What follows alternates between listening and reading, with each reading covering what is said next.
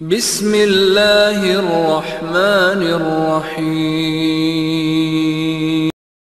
السلام علیکم ورحمۃ اللہ وبرکاتہ۔ الحمدللہ رب العالمین، والصلاۃ والسلام علی اشرف الانبیاء والمرسلین نبینا محمد وعلی آلہ واصحابہ اجمعین، وبعد۔ برادران اسلام، دینی اور ملی بھائیوں، نوجوان دوستوں، احباب اور بزرگوں، قابل احترام ماں اور بہنوں، عزیز بچوں، اللہ تبارک و تعالیٰ کے فضل و کرم سے، اس کی توفیق سے عقیدہ و سنت سے متعلق سلف صالحین کے اقوال، سلف صالحین کی سیرت، ان کے اقوال، ان کے فرمودات ہمارے لیے زندگی کے ہر گوشے میں نمونہ ہیں، آئیڈیل ہیں۔ ہم اپنی زندگی کو ہر طرح کی کامیابیوں سے، ہر طرح کی خوشحالی سے، ہر طرح کی الجھنوں سے محفوظ کر سکتے ہیں، اللہ تبارک و تعالیٰ کے فضل و کرم اور اس کی توفیق کے ساتھ سلف صالحین کی سیرت کو سامنے رکھ کر کے۔ اللہ کے نبی صلی اللہ علیہ وسلم کے صحابہ، تابعین، تبع تابعین اور ایسے ہی ان کے نقش قدم پر چلنے والے، ان کے سچے پیروکاروں کے اگر کی سیرت پر اگر ہم چلیں اور زندگی کے ہر موڑ پر انہیں اپنا نمونہ ڈھونڈیں، تلاش کریں، تو اللہ تبارک و تعالیٰ کی ذات سے امید ہے کہ اللہ تعالیٰ ہمیں اور آپ کو دنیا میں بھی اور آخرت میں بھی کامیابی سے نوازے۔ یہ سلسلہ جو درس کا آپ کے سامنے ہے، عقیدے اور سنت سے متعلق سلف صالحین کے اقوال، یہ اسی غرض سے، اسی مقصد سے الحمدللہ جاری کیا گیا ہے کہ ہم اور آپ اپنے عقیدوں کی اصلاح کریں،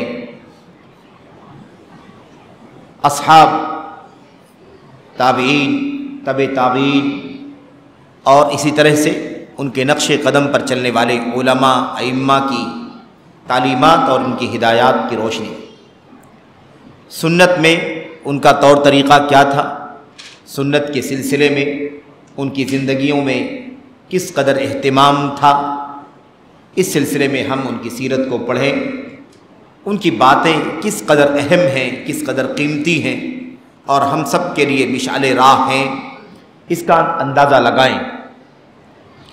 بہرحال تو جو موضوع، جو باب ہمارے سامنے چل رہا ہے پچھلے ایک دو درس سے، وہ علم اور علماء کا اہتمام اور ان کی فضیلت کی معرفت، علم اور علماء کا اہتمام اور ان کی فضیلت کی معرفت، یہ چل رہا ہے۔ اور ہم نے آپ نے اس سلسلے میں کئی ایک باتیں، اللہ کے کلام کی آیات، اللہ کے نبی علیہ الصلوۃ والسلام کی حدیثوں کے حوالے سے اور ایسے ہی حضرات صحابہ کرام کی بہت ساری باتیں پڑھا ہے، جس میں حضرت عبداللہ بن مسعود رضی اللہ تعالیٰ عنہ کا قول ہمارے سامنے ہے، معاذ بن جبل کا رضی اللہ تعالیٰ عنہما، اور اسی طرح سے آگے مزید ابو ذر غفاری رضی اللہ تعالیٰ عنہ، ابو ہریرہ رضی اللہ تعالیٰ عنہ کا بھی ہمارے سامنے اثر موجود ہے۔ اندازہ لگائیں گے ہم کہ کس طرح سے سلف صالحین کے یہاں علم کا اہتمام پایا جاتا تھا، علماء کا اہتمام پایا جاتا تھا، اور علم اور علماء کی معرفت یعنی ان کی پہچان، صحیح معنوں میں علم کیا ہے، صحیح معنوں میں علماء کون ہیں اور کس علم سے وابستہ ہونا چاہیے اور کن علماء سے ہمیں اپنے آپ کو جوڑ کر کے رکھنا چاہیے، اس علم کی خصوصیت کیا ہے، وہ علم کون سا ہے اور وہ علماء کن صفات کے حامل ہوں گے تو ان کی وابستگی ہمارے لیے، آپ کے لیے کامیابی کا زینہ بن سکے گی۔ یہ ہے ہمارا عنوان۔ اس سلسلے میں ہم نے آپ نے پچھلے درس میں جو آخری بات پڑھی ہے وہ عبداللہ بن مسعود رضی اللہ تعالیٰ عنہ کا قول ہے۔ غالباً ہم نے اسے سرسری طور پر پڑھا ہے، تھوڑی سی وضاحت ایک بار اس قول کی کر کے ہم آگے بڑھتے ہیں۔ عبداللہ بن مسعود رضی اللہ تعالیٰ عنہ فرماتے ہیں، علیکم بالعلم قبل ان يقبض وقبضه ذهاب اہلہ، علیکم بالعلم فإن أحدكم لا يدري متى يفتقر إلى ما عنده وَإِنَّكُمْ سَتَجِدُونَ أَقْوَامًا يَزْعُمُونَ أَنَّهُمْ يَدْعُونَكُمْ إِلَى كِتَابِ اللَّهِ وَقَدْ نَبَذُوهُ وَرَاءَ ظُهُورِهِمْ فَعَلَيْكُمْ بِالْعِلْمِ. یہ ابھی مکمل نہیں ہوا ہے، قول اور مزید لمبا ہے. اتنی پر گفتگو، اتنی سی گفتگو پر اس لیے یہاں پر اکتفا کیا گیا ہے کیونکہ اتنے کا تعلق براہ راست علم سے ہے. بقیہ آگے جو باتیں ہیں اس میں مزید کچھ باتیں ہیں جس میں بدعت وغیرہ کی مذمت کی گئی ہے. انشاءاللہ ہم اسے گفتگو کے درمیان مکمل کر لیں گے. لیکن یہاں جو بات بیان کی گئی ہے اسے ہم پڑھیں اور دیکھیں. ابن مسعود رضی اللہ تعالیٰ عنہ فرماتے ہیں علیکم بالعلم قبل ان یقبض. لوگو علم کو لازم پکڑو، علم کو اپنا لو، علم حاصل کر لو، علم سے جڑ جاؤ قبل اس کے کہ علم اٹھا لیا جائے. علم کے اٹھائے جانے سے پہلے کیا کرو؟ علم سے جڑ جاؤ، علم کو لازم پکڑو. اب یہاں پر اگر ہم اگلی بات نہ پڑھیں یا نبی کریم صلی اللہ علیہ وسلم کے سلسلے میں جو حدیث گزری ہے اگر ہم اسے نہ پڑھیں تو ہمارا ذہن چلا جائے گا کہ علم حاصل کر لو قبل اس کے کہ علم اٹھ جائے، علم اٹھا لیا جائے. ہم یہ جان نہیں سکیں گے، ہمیں پتہ نہیں چلے گا، معلوم نہیں ہوگا کہ علم اٹھانے کا معنی کیا ہوتا ہے. کیا کتابیں اڑ جائیں گی، غائب ہو جائیں گی، یا مثال کے طور پر یہ دروس کا سلسلہ بند ہو جائے گا، جمعے کے خطبات نہیں ہوں گے، یا اور دیگر تعلیمی تربیتی دعوتی سرگرمیاں ختم ہو جائیں گی. ہماری سمجھ میں نہیں آئے گا کہ علم کے اٹھائے جانے سے پہلے علم حاصل کر لو، علم کو لازم پکڑ لو، اس کا معنی کیا ہے. اور یہ بہت بڑا راز ہے جو اب ابن مسعود رضی اللہ تعالیٰ عنہ نے یہاں ہمیں اور آپ کو بتلایا ہے. کہتے ہیں وَقَبْضُهُ ذِهَابُ أَهْلِهِ. قَبْضُهُ ذِهَابُ أَهْلِهِ کہتے ہیں علم کا اٹھایا جانا دراصل علم والوں کا اٹھایا جانا ہے. علم اٹھایا جائے گا یعنی علم والے اٹھا لیے جائیں گے، اس کے اہل یعنی اس کے سچے علماء دنیا سے اٹھا لیے جائیں گے، ان کی موت ہو جائے گی. انہیں اللہ تبارک و تعالیٰ موت دے گا تو ان کے سینوں میں جو علم ہوگا کتاب کا، سنت کا، وہ علم بھی ان کے سینوں میں کیا ہوگا؟ رہے گا. اور وہ دفنائے جائیں گے تو علم بھی دفن ہو جائے گا، علم ختم ہو جائے گا. تو علم اٹھا لیے جانے سے پہلے معنی کیا ہے؟ گویا کہ سچے علماء کے اٹھائے جانے سے پہلے علم کو لازم پکڑ لو. یعنی یہ سچے علماء کتاب کے، سنت کے، صحابہ تابعین، تبع تابعین، ان کے جو علماء ہیں ان علماء کو لازم پکڑو قبل اس کے کہ ان کی وفات ہو جائے. جو قرآن کریم کے علماء ہیں، جو سنت کے علماء ہیں، ان علماء کو لازم پکڑو، ان سے علم حاصل کر لو. ایسا نہ ہو کہ یہ اٹھ جائیں، چلے جائیں، وفات پا جائیں اور ان کے بعد جو باقی رہیں گے ان سے تمہارا سابقہ ہو جائے. وہ جہلا ہوں گے، وہ نفس پرست ہوں گے، وہ مضلین ہوں گے، مس گائیڈ کرنے والے ہوں گے، وہ اہل بدعت ہوں گے، ہوائے نفس کی پیچھے چلنے والے ہوں گے، وہ فرق اور احزاب، ٹولیوں، دھڑ بندیوں کی طرف بلانے والے ہوں گے. اس قسم کے لوگ ہوں گے، مادہ پرست ہوں گے، دنیا دار ہوں گے، سیاسی بازی گری کرنے والے لوگ ہوں گے، سیاست چمکانے کے لیے بہت ساری باتیں کرنے کے لیے آگے آئیں گے، رجھائیں گے، ورغلائیں گے. بہت ساری قسمیں ہو سکتی ہیں ان لوگوں کی جو ان سچے علماء کے بعد آئیں گے. اس لیے اہل سچے صحیح معنوں میں جو علم کے اہل ہیں، اہل علم، علم والے ہیں، علم والے ہیں، اور ان کے لیے یہ تاکید ہو رہی ہے کہ قبل اس کے کہ یہ علماء اٹھا لیے جائیں علم کو لازم پکڑو، یعنی ان علماء سے وابستہ ہو کر کے علم حاصل کرو. اس کے بعد کیا کہا؟ علیکم بالعلم، پھر دوبارہ دہرایا، تاکید. اس کو کیا کہتے ہیں؟ تاکید. علیکم بالعلم، علم کو لازم پکڑو، علم سے جڑ جاؤ، علم حاصل کرنے میں لگ جاؤ. فإن أحدكم لا يدري متى يفتقر إلى ما عنده. یہاں جو قول ہمارے سامنے ہے اس میں ایک ہی جملہ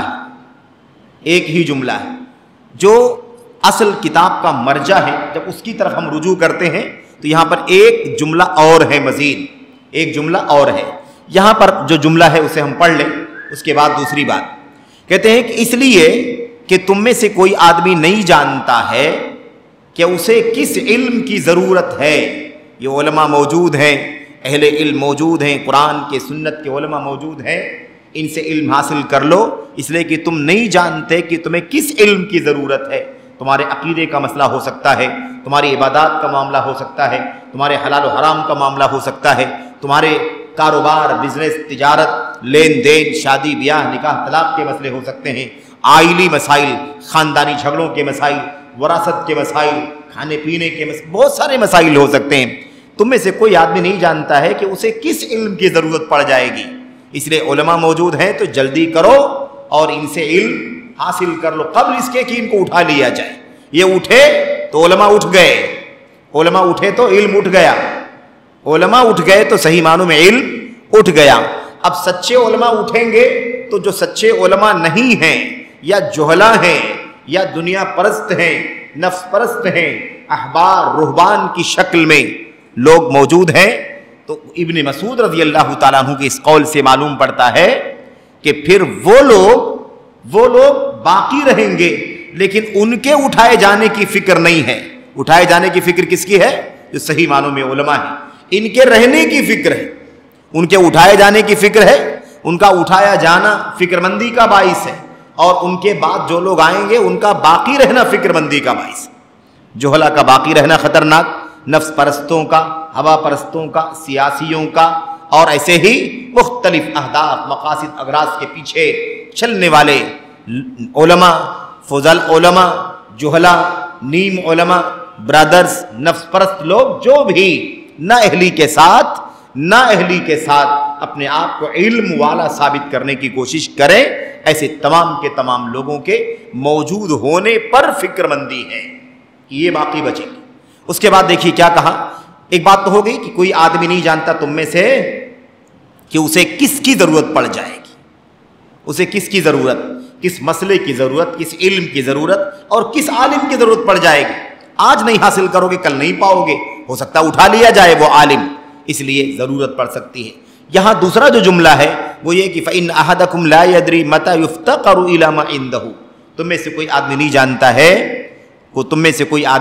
نہیں جانتا ہے کہ اس کے پاس جو علم ہے اس کی ضرورت کب پڑ جائے گی، یعنی دوسروں کو اس کی ضرورت پڑ سکتی ہے۔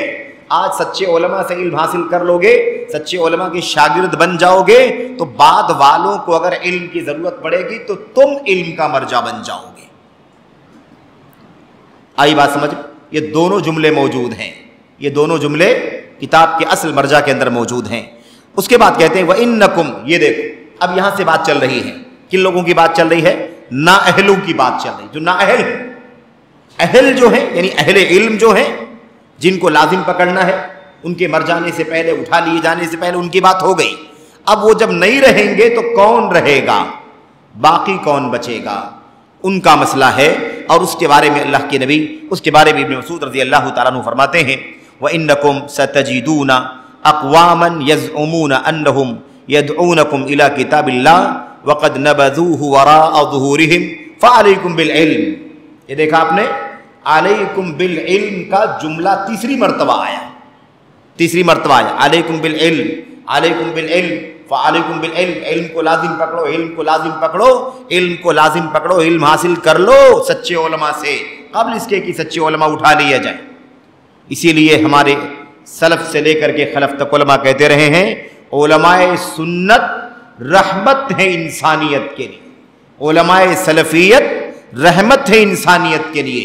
یہ دنیا میں ہیں تو اللہ کی رحمت ہے، جب یہ دنیا سے اٹھا لیے جائیں گے تو لوگ اس رحمت سے محروم ہو کر زحمت میں، عذاب میں، عقاب میں، مشقتوں میں پڑ جائیں گے۔ اس لیے علماء سنت رحمت ہیں، وارثین امت، وارثین انبیاء کون ہیں امت کے لیے؟ رحمت ہیں۔ اور جو اہل بدعت ہیں، نفس پرست ہیں، دنیا دار ہیں، سیاسی ہیں، ایسے لوگوں کا مسئلہ کیا ہے میرے بھائیو؟ ایسے لوگ تو ان کا وجود خطرناک ہے، ان کا وجود خطرناک ہے، ان کا مر جانا رحمت ہے، ان کا ختم ہو جانا رحمت ہے، ان کا اٹھا لیا جانا رحمت ہے۔ اس سلسلے میں مزید باتیں آگے والے باب میں، آگے والی فصل میں آ رہی ہیں۔ بہرحال یہاں پر یہ جو نقطہ ہے اسے ہمیں سمجھنا ہے۔ کیا کہتے ہیں ابن مسعود رضی اللہ تعالیٰ عنہ؟ اور غور کریں، ابن مسعود رضی اللہ تعالیٰ عنہ کون ہے؟ صحابی رسول، اور سن 32 ہجری میں 36 ہجری میں وفات پانے والے۔ اندازہ لگائیے نبی کریم صلی اللہ علیہ وسلم کی تربیت میں رہنے والے ابو عبد الرحمن عبداللہ ابن مسعود رضی اللہ تعالیٰ عنہ، उस वक्त उन्होंने ये बात कह दी, उस वक्त उन्होंने ये बात कह दी, सतजिदूना यकीनन व इन्नकुम सतजिदूना अक़वामन, यकीनन तुम लोग ऐसे बहुत सारे लोगों को पाओगे, यकीनन तुम ऐसे बहुत सारे लोगों को पाओगे, यज़उमूना अन्नहुम यदऊनकुम इला किताबिल्लाह, जो कहेंगे, दावे करेंगे कि वो तुम्हें किताबुल्लाह की दावत दे रहे हैं। उनका दावा क्या होगा भाई? किताबुल्लाह की दावत दे रहे हैं, अल्लाह की किताब की तरफ आओ, अल्लाह की किताब की तरफ आओ। ऐसे बहुत सारे लोगों को तुम पाओगे जो दावा करेंगे, कहेंगे कि हम तुम्हें किसकी दावत दे रहे हैं? इला किताबिल्लाह, कुरान की दावत दे रहे हैं, कुरान की तरफ दावत दे रहे हैं, कुरान की तरफ बुला रहे हैं। व क़द नबज़ूहु वराअ ज़ुहूरिहिम, हालांकि उन्होंने कुरान करीम को अपने पसे पुश्त डाल रखा होगा, उसे अपने पीठ के पीछे फेंक दिया होगा, इसलिए इल्म को लाजिम पकड़ो। यह है मसला। अब यहां पर हजरत इब्न मसूद रजी अल्लाह तआला अन्हु की हमदर्दी, नुस्ह, खैर खाही, बही खाही और हमदर्दी आप देखें कि इब्न मसूद रजी अल्लाह तआला अन्हु कितनी अच्छी तरह से मसला समझाते हैं। अब वो सच्चे उलमा जब दुनिया से उठा लिए जाएंगे तो तुम किनको पाओगे? तुम्हारा पाला किससे पड़ेगा? तुम्हारा साबका किससे पड़ेगा? तुम्हारा सामना किससे होगा? अक़वामन, ऐसे बहुत सारे लोगों से जिनके दावे होंगे कि वो तुम्हें कुरान की तरफ बुला रहे हैं, लेकिन हकीकत में उन्होंने कुरान करीम को पीठ के पीछे फेंक रखा होगा। अब मैं ज़ंबी बात हकीकत में नहीं करना चाहता, क्योंकि बातें आती रहती हैं वक्तन फ़वक्तन, लेकिन अगर आप इसी जुमले पर थोड़ी देर के लिए रुक जाएं, थोड़ी देर के लिए, तो आपको अंदाज़ा हो जाएगा कि किताबुल्लाह की तरफ बुलाने के दावे कितने लोगों ने किए हैं और कितने लोगों ने दावे करके उसे अपने पीठ के पीछे फेंक दिया। पीठ के पीछे फेंकने का मतलब क्या होता है? अपने पसे पुश्त फेंक देने का माना क्या है? माना कई है, वसी माना है। एक तो माना यह है अपनी हवस, अपनी मनमानी उसका माना निकालना, उसकी तफसीर अपनी लॉजिक से करना, अपनी दानिश्वरी से करना। पैगाम अल्लाह का कुछ और है और हम क्या कर रहे हैं? अपनी मर्जी से उसका माना निकाल रहे हैं। हदफ मुतय्यन है, टारगेट तय है, उसी के मुआफिक साबित करने के लिए कुरान की आयत पर चलते नहीं हैं, कुरान करीम को अपने मकसद के लिए ढालते हैं, उससे अपने मफाद की दलीलें निकालते हैं, ऐनक जैसा लगाते हैं, वैसा ही कुरान करीम को देखते हैं और लोगों को दिखाने की कोशिश करते हैं। इसीलिए खारजी कुरान करीम को उठाता है तो उसमें सारी दलीलें खारजियत की ढूंढ करके पेश करना चाहता है। राफिजी कुरान करीम को उठाता है तो उसे राफिजियत का मर्जा बना देना चाहता है। हर जगह जहां जहां आयत करीमा देखो, जहां जहां आयत करीमा, जहां तारीफ की गई है आले बैत रसूल, जहां पर मजम्मत की गई है अबू बकर, उमर, उस्मान, वहां पर आयशा, वहां पर हफ्सा और दीगर सहाबे किराम, ये इनका तरीका है। ये बड़ा मसला है मेरे भाइयों। एक इख्वानी दंगाई मिजाज का आदमी है, कुरान करीम की आयतों को अपने मफाद के लिए इस्तेमाल करता है, उसकी तफसीर अक्ल से करता है। उलमा जो सुन्नत के ज़रिए से उस कुरान की तफसीर करते हैं, कुरान की तफसीर कुरान से, कुरान की तफसीर सुन्नत से, उससे नफ़रत करता है, उस मजलिस से नफ़रत करता है, उन तलबा से नफ़रत करता है जो उलमा उस पर तरकीज़ करने की बात करते हैं, कंसंट्रेशन यानी पूरे तौर पर उसी पर लग करके पढ़ने पढ़ाने की बात करते हैं, उनसे नफ़रत करते हैं, नफ़रत दिलाते हैं। ये है मसला। और ऐसे लोगों को ताने, तशनी, इल्ज़ामात, इत्तिहामात, बुहतान, इससे नवाजते हैं। इससे आगे बढ़ करके प्रोपेगंडे, साजिशें, कोर्ट कचहरियाँ, कितने सारे मसाइल नहीं हुए उम्मत या उन सच्चे उलमा के सिलसिले में जो उलमा सही कुरान करीम की तफसीर कुरान से, कुरान करीम की सही तफसीर सुन्नत से, कुरान करीम की सही तफसीर सहाबा के अक़वाल फरमुदात से करते रहे, उनके खिलाफ पूरा महाज खड़ा कर दिया। मेरे भाइयों, क्या क्या नहीं हुआ। तो बहुत सारे मसाइल हैं। अल्लाह के नबी सल्लल्लाहु अलैहि वसल्लम की तरबियत में रहने वाले ये सहाबा एकदम अक्स थे सुन्नत के, सुन्नत का अक्स, सुन्नत का आईना थे। इनकी जिंदगी में देखो सुन्नत किस तरह से ढली हुई थी। मैं आपको अगर इशारा करूं, बिल्कुल सरसरी तौर पर इशारा करूं तो आपके लिए बहुत मुख्तसर तौर पर इशारा किया जा सकता है इस जुमले पर कि ऐसे लोग मिलेंगे جو تمہیں دعویٰ کریں گے کہ قرآن کی طرف بلا رہے ہیں، حالانکہ قرآن کریم کو اپنی پیٹھ کے پیچھے پھینک رکھا ہوگا۔ ہم نے عرض کیا اس کا معنی کیا ہے؟ اپنی منمانی تفسیر کرنا اور جس فکر کو اس سے نکالنا، اسی کی طرف لوگوں کو بلانا۔ دوسری چیز قرآن کریم کی تفسیر کو اپنی مرضی کے مطابق کی ہوئی تفسیروں تک محدود کر دینا۔ فلاں مولوی کی تفسیر، فلاں مولوی کی تفسیر، فلاں کی تفسیر بہت اچھی ہے، فلاں کی تفسیر بہت اچھی ہے، اردو میں یہ آئیڈیل ہے، عربی میں یہ آئیڈیل ہے، انگلش میں ایسی تفسیر لکھی نہیں گئی۔ ایسے لوگوں کے حوالے دے کر کے یہ سب معنی ہے کس کا؟ اپنے پسے پشت ڈال دینے کا۔ اس کا مطلب جو اللہ چاہتا ہے وہ تم نہیں چاہتے، تم اپنی ہوس خواہشات نفسانی کے مطابق قرآن کریم کو ڈالنا چاہتے۔ میرے بھائیوں یاد رکھیں، بدلتے نہیں، خود بدلتے نہیں، قرآن کو بدل دیتے، اللہ کے کلام کو نافذ نہیں کرنا چاہتے، اپنی مرضی کے مطابق ڈالنے کی کوشش کرتے ہیں۔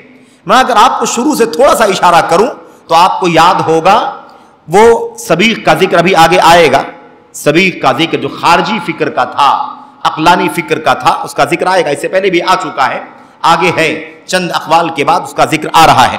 یعنی قرآن کریم کی آیتوں کو لینا اور اس کی اپنی مرضی کے مطابق معنی نکالنا اور لوگوں کے سامنے پیش کر کے ان کو کنفیوز کرنا، ان کو نفرت دلانا۔ یہ دیکھو یہ آیت کریمہ، اس کا کیا معنی ہے؟ کیا تمہاری سمجھ میں کچھ آتا ہے؟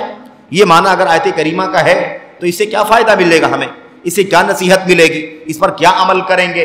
اس طرح سے نفرت دلانا اور قرآن کی آیت کے معانی کو آپس میں ایک دوسرے سے ٹکرانا، قرآن کریم کی آیتوں کو نبی کریم صلی اللہ علیہ وسلم کے حدیثوں سے ٹکرانا، یہ کام کرنے والا وہ واقعہ آپ کے سامنے گزر چکا ہے۔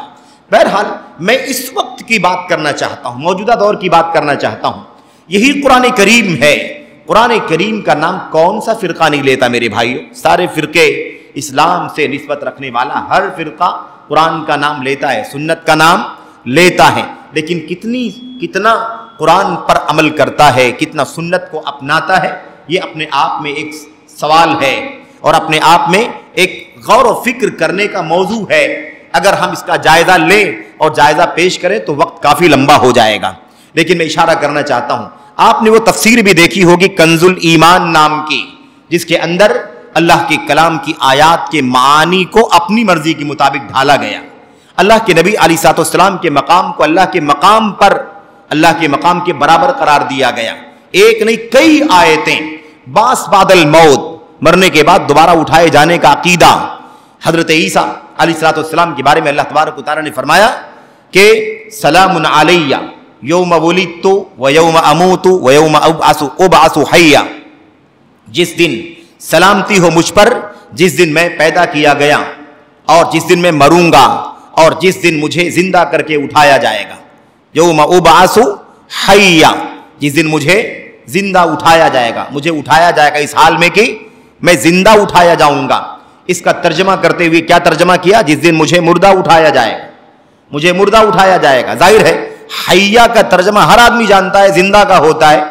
حی اور میت سب جانتے ہیں، حی کے معنی زندہ اور میت کے معنی مردہ۔ مردہ اٹھایا جائے گا یعنی نہیں، مردہ نہیں اٹھایا جائے گا، مردے کو زندہ کر کے اٹھایا جائے گا۔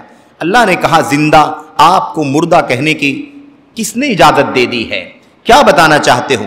اس کے علاوہ اللہ کے نبی علیہ الصلوۃ والسلام کے بارے میں وہ باتیں جو اللہ نے فرمائی ہے، قل انما انا بشر مثلکم یوحی الی انما الہکم الہ واحد، آپ کہیے کہ میں بشر ہوں، مثلکم تمہارے مثل، تمہاری طرح، میں انسان ہوں تمہاری ہی طرح، یوحی الی، یہ الگ سعادت ہے، یہ الگ امتیاز ہے، یہ خصوصیت ہے کہ میری طرف وحی کی جاتی ہے۔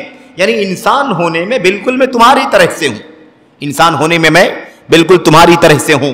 تم بھی ماں باپ کے بیچ میں پیدا ہوئے ہو، میں بھی ماں باپ کے بیچ میں پیدا ہوا ہوں، میرے پاس بھی وہی ناک، آنکھ، کان اور دیگر اعضاء اور جوارے ہیں جو تمہارے پاس۔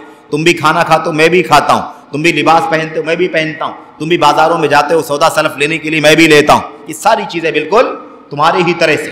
تم بیمار ہو تو میں بھی بیمار ہوتا ہوں، تمہیں بھوک لگتی ہے مجھے بھی بھوک لگتی ہے، تمہاری موت آئے گی مجھے بھی موت آئے گی، یہ سب کچھ سیم ہے۔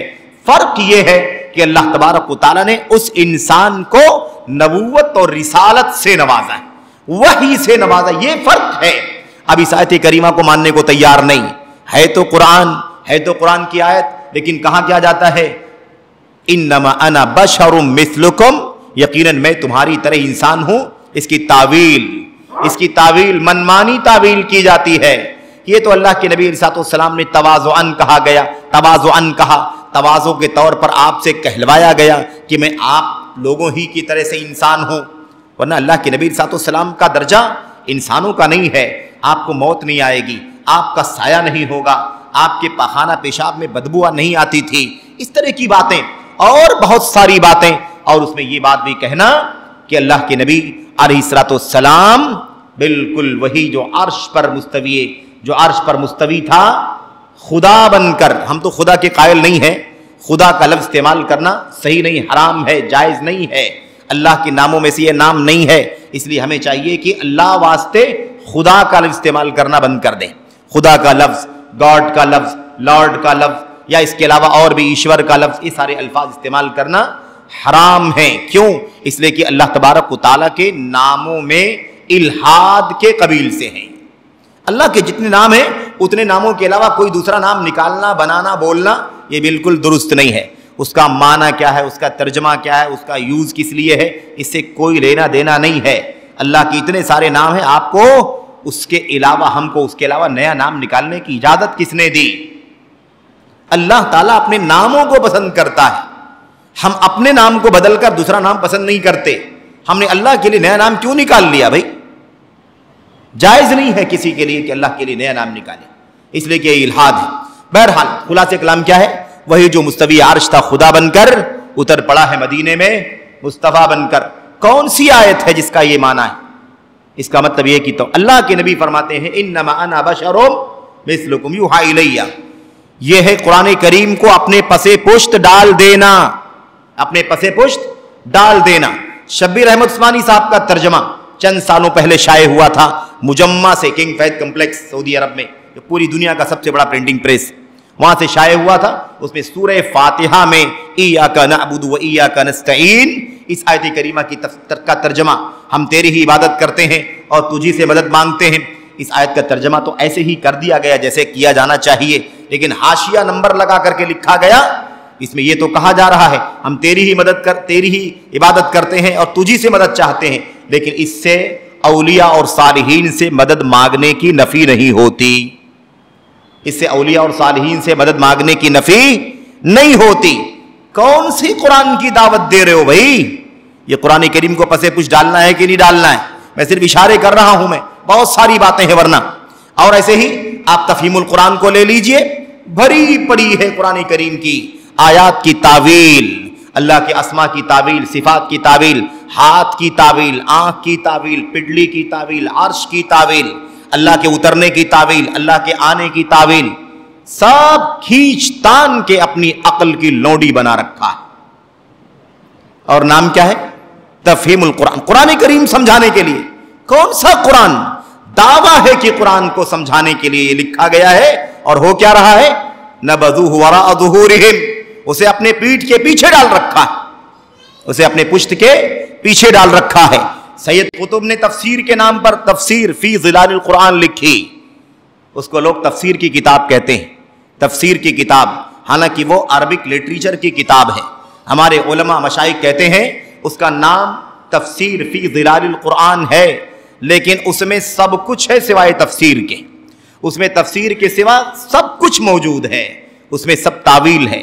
अल्लाह तबारक व तआला के अस्मा की तावील, कुल हुवल्लाहु अहद की तफसीर में मनमानी, वहदतुल वजूद का अकीदा, कुरान करीम की आयात को राइमिंग वर्ड्स कहना और उसे गाना बजाना और म्यूजिक का दर्जा देना, इस तरह की बातें कही गई और बहुत सारी बातें।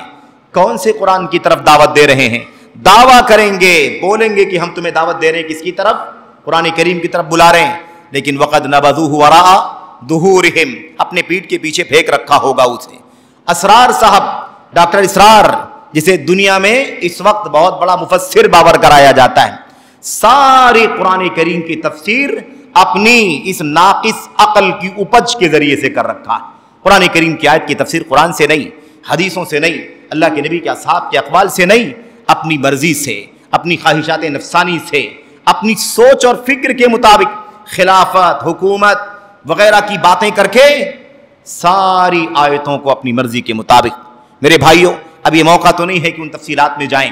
اشارہ کرنا مقصد ہے کہ قرآن کریم کو کس طرح سے لوگ استعمال کرتے ہیں.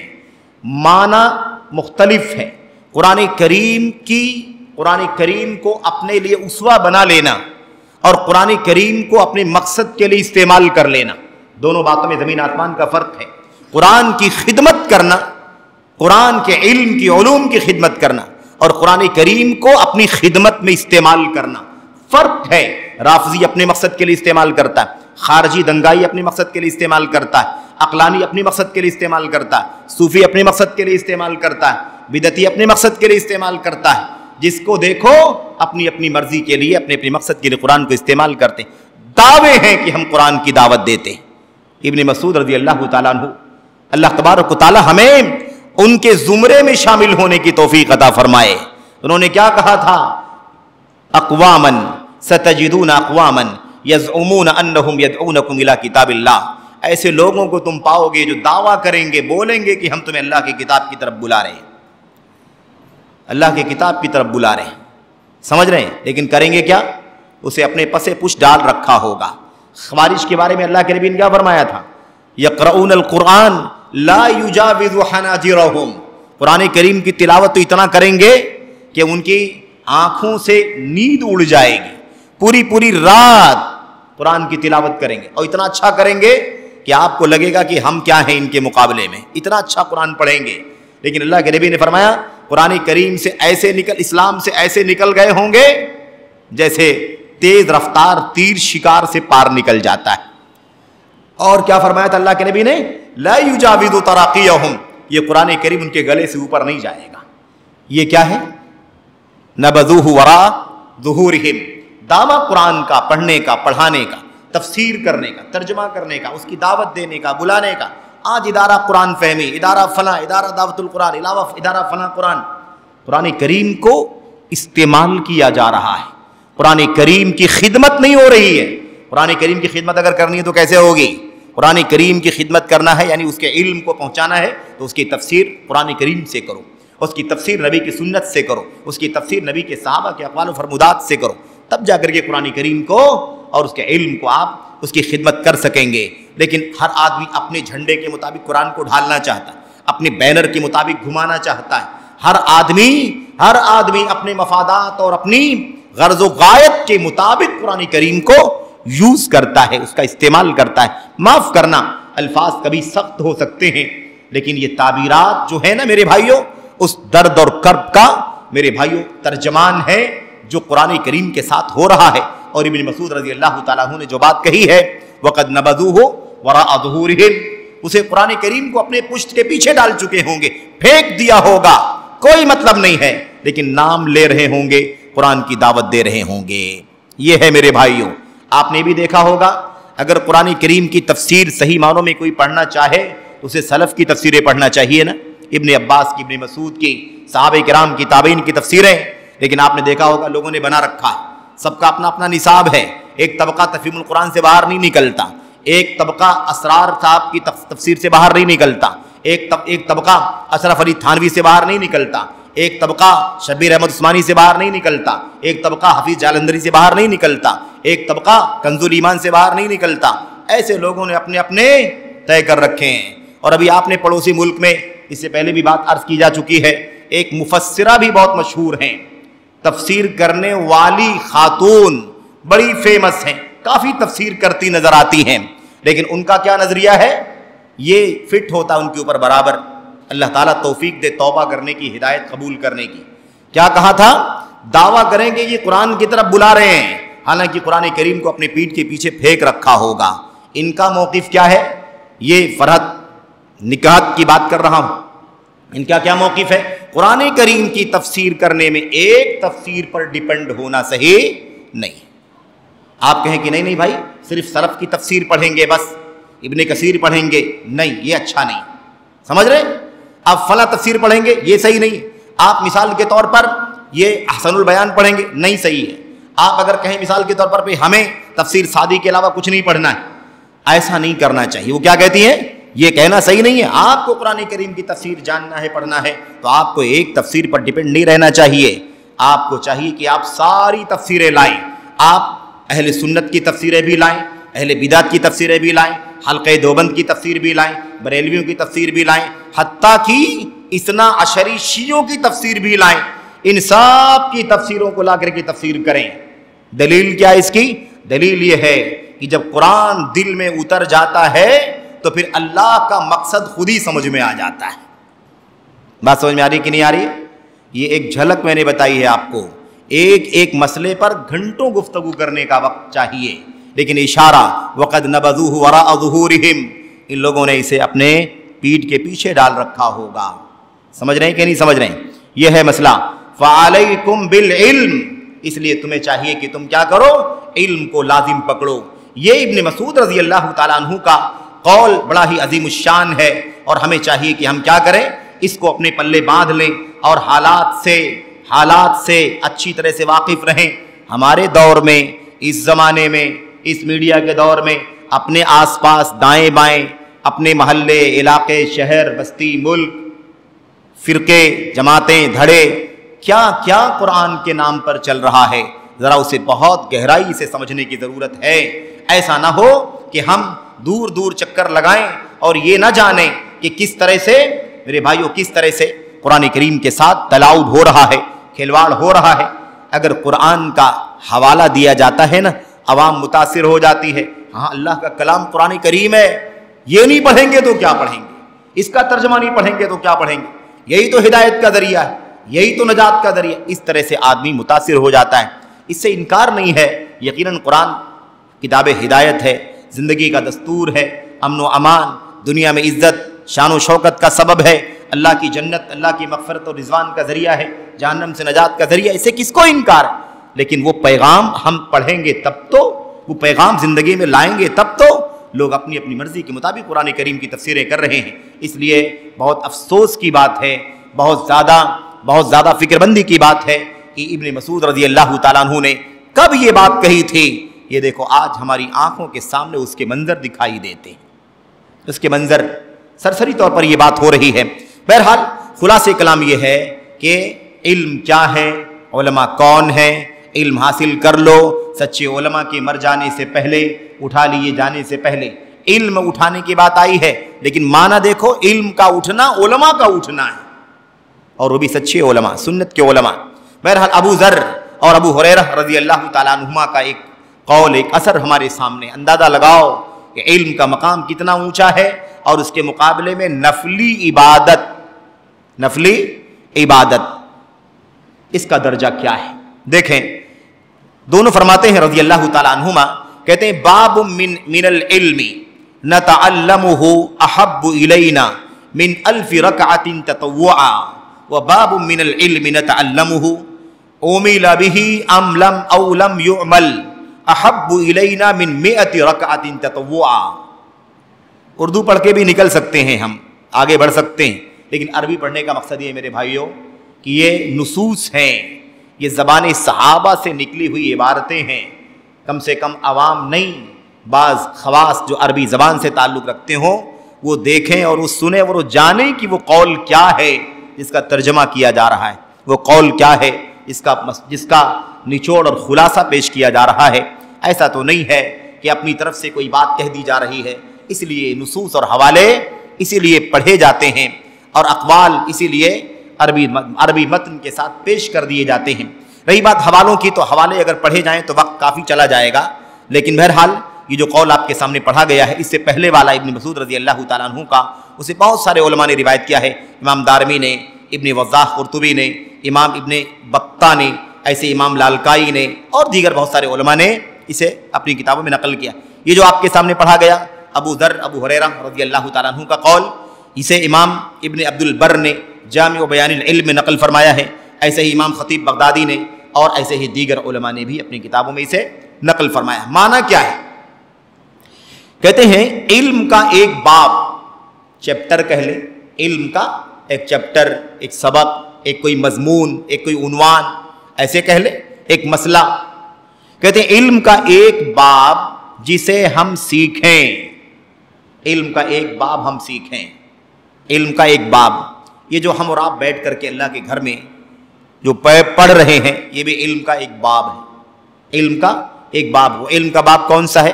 عقیدے کا باب ہے. وہ سنت کا چیپٹر ہے, عقیدے کا چیپٹر ہے. اور اس کے اندر کون سا چیپٹر ہے؟ اس کے اندر علم کا مقام, علماء کا مقام.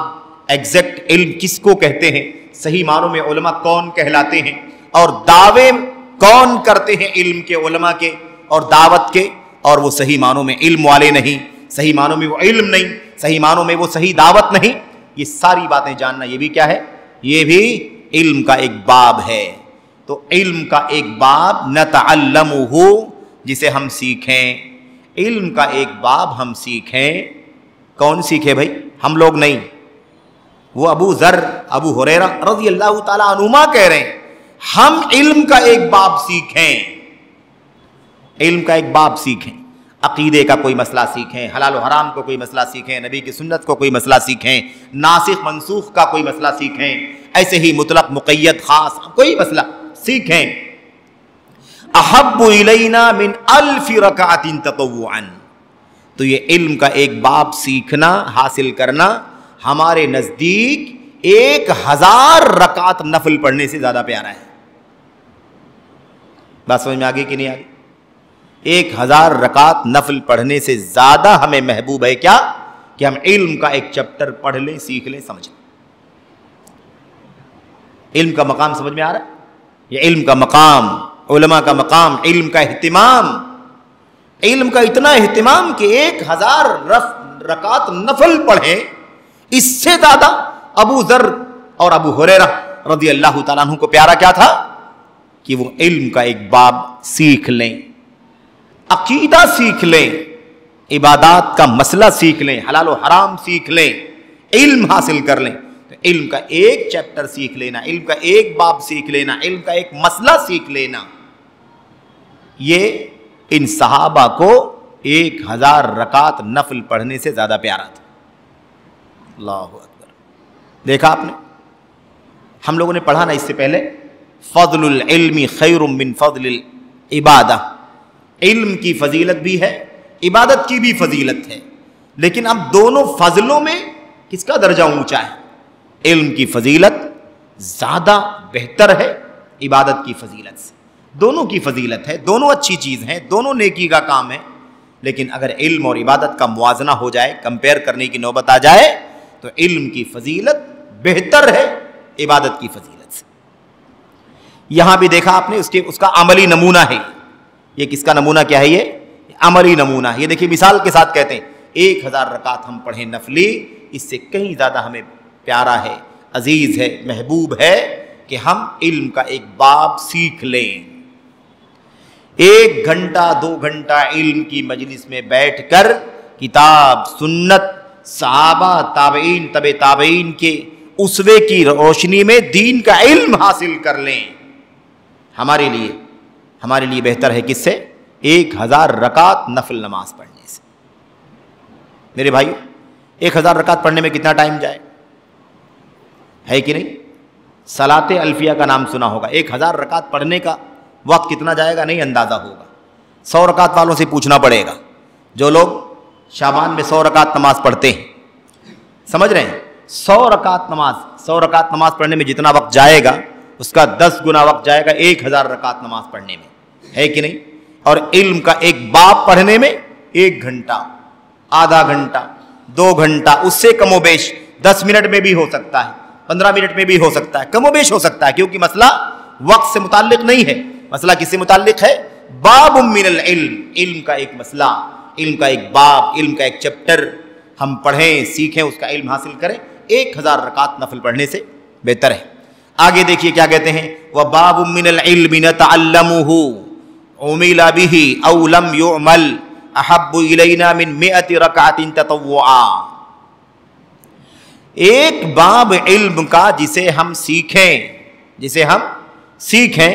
عُمِلَ بِهِ أَوْ لَمْ يُعْمَلْ, اس پر اس علم کے مطابق عمل کر لیا گیا ہو یا ابھی اس پر عمل نہ کیا گیا ہو, 100 رکعت نفل پڑھنے سے بہتر ہے.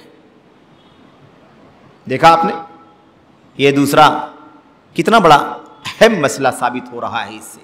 1000 رکعت نفل پڑھنا, اس سے بہتر ہے علم کا ایک باب سیکھ لینا. 100 رکعت نفل نماز پڑھنا اس سے کہیں بہتر ہے کہ ایک مسئلہ سیکھ لے، چاہے ابھی اس پر عمل کر لیا گیا ہو یا نہ عمل کیا گیا ہو۔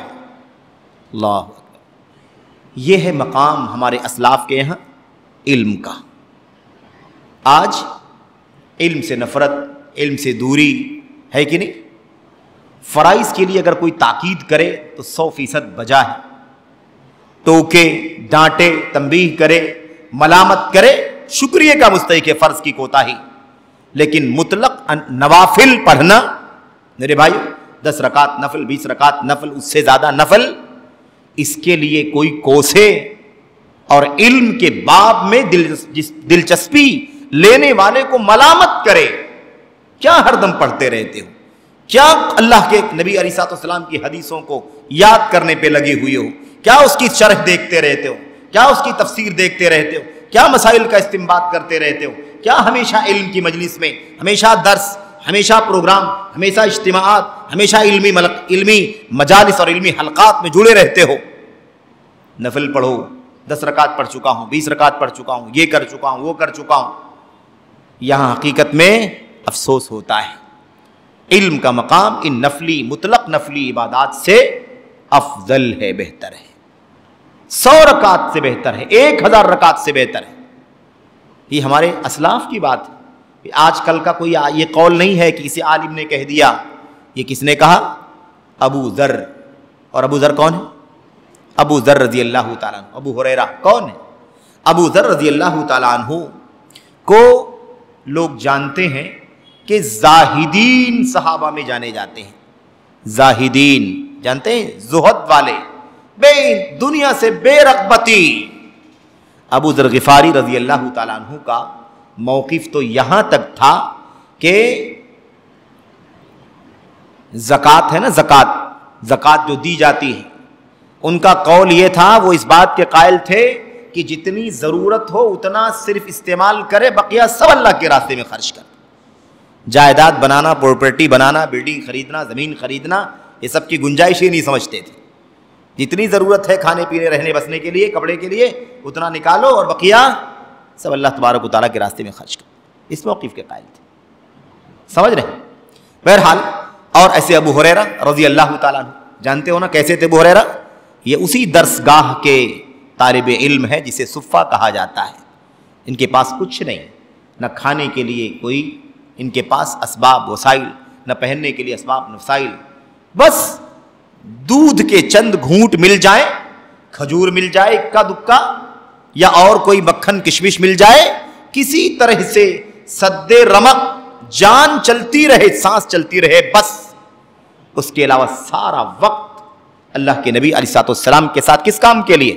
نفل پڑھنے کے لیے، علم حاصل کرنے کے لیے، آپ کی حدیثوں کو یاد کرنے کے لیے۔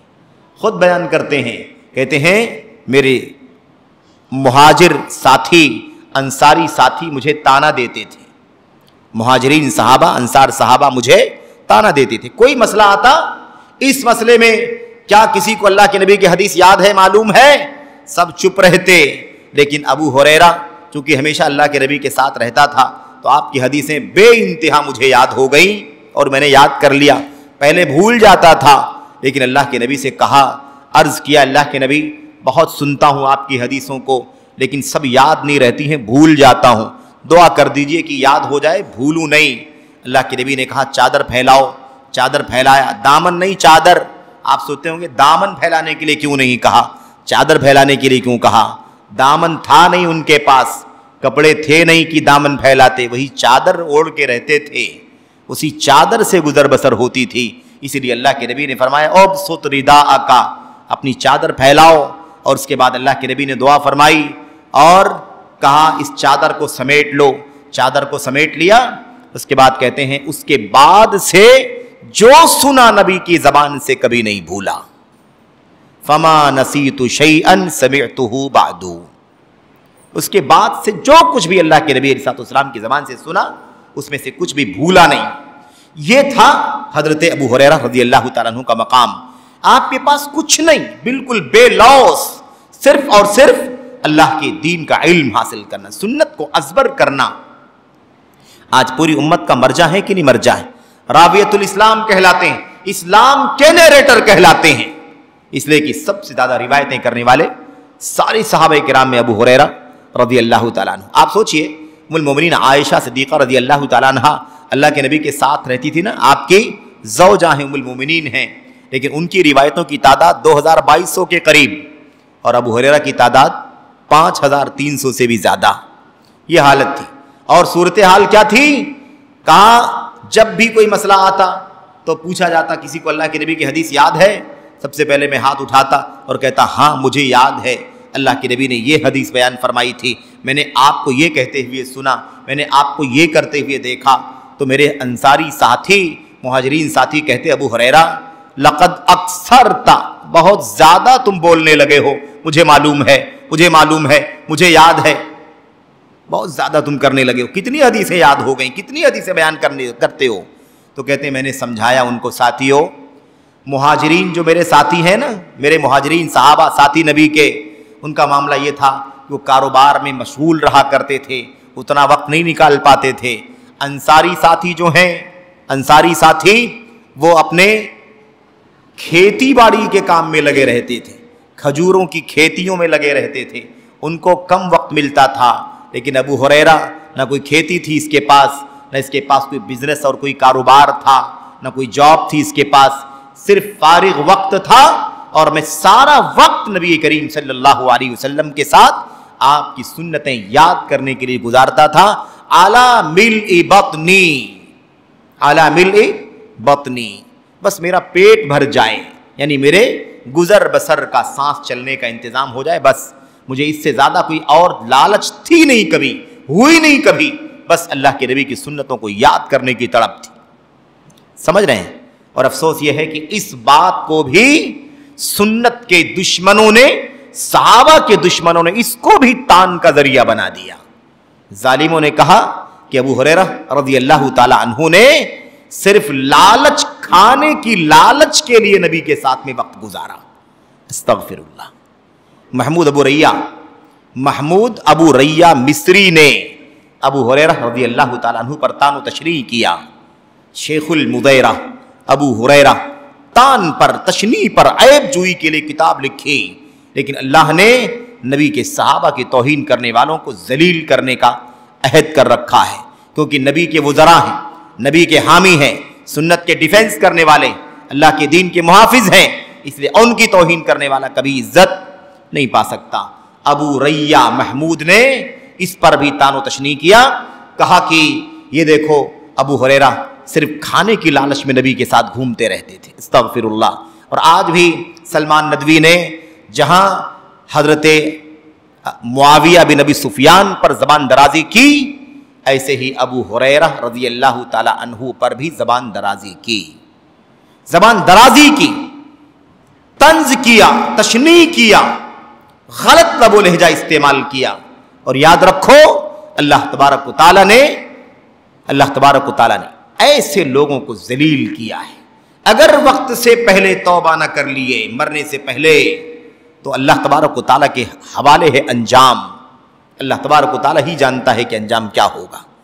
اس وقت موقع نہیں ہے ابو ریہ کے ساتھ کیا ہوا اس کی تفصیل آپ کے سامنے لائی جائے۔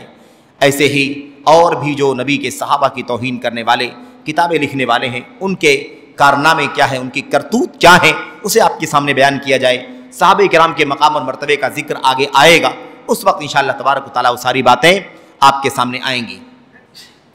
یہ ہو گئی بات۔ اس کے بعد مطرف بن عبداللہ شخیر، یہ قول ہے ان کا، تابعی ہے، بیان کرتے ہیں فضل العلم خیر من فضل العمل، فضل العلم خیر من فضل العمل۔ اس سے پہلے جو ہم لوگوں نے قول پڑھا ہے اس میں کیا ہے؟ خیر من فضل العبادہ، علم کی فضیلت عبادت کی فضیلت سے بہتر ہے۔